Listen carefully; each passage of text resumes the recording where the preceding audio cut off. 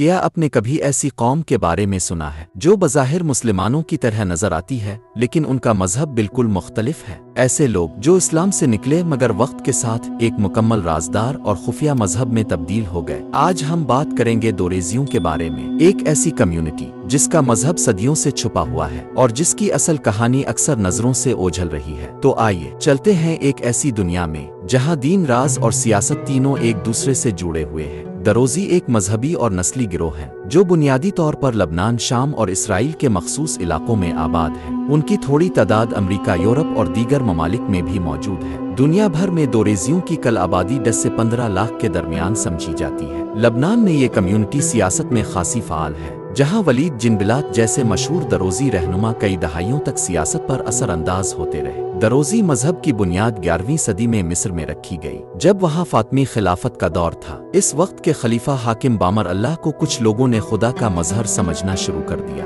اسی دور میں ایک مبلغ حمزہ بن علی سامنے آئے، جنہوں نے ایک نئی مذہبی تحریک شروع کی۔ اس تحریک کے بنیادی عقائد اسلام سے مختلف تھے: روحوں کا دوبارہ جنم لینا، مذہب کی تعلیمات کو خفیہ رکھنا، عبادات کی ظاہری شکل چھوڑ کر صرف باطنی مفہوم پر زور دینا۔ اسی عقیدے کی بنیاد پر دروزی مذہب کی شروعات ہوئی، لیکن جلد ہی اس پر سخت پابندیاں لگ گئیں اور دروزی پہاڑی علاقوں میں بھاگ گئے۔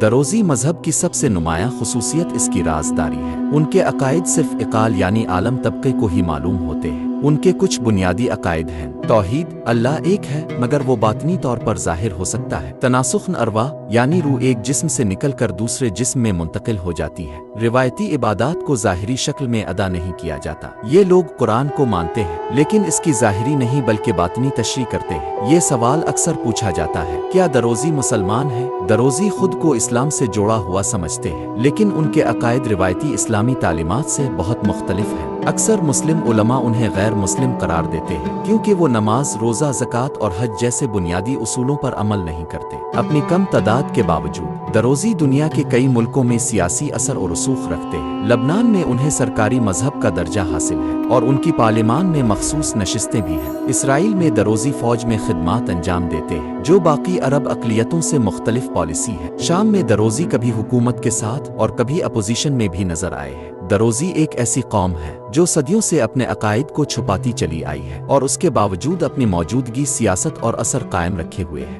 ان کی زندگی کا نچوڑ 3 الفاظ میں بیان کیا جا سکتا ہے: خاموشی، رازداری اور اتحاد۔ تو سوال یہ ہے، کیا یہ واقعی ایک مذہبی تحریک ہے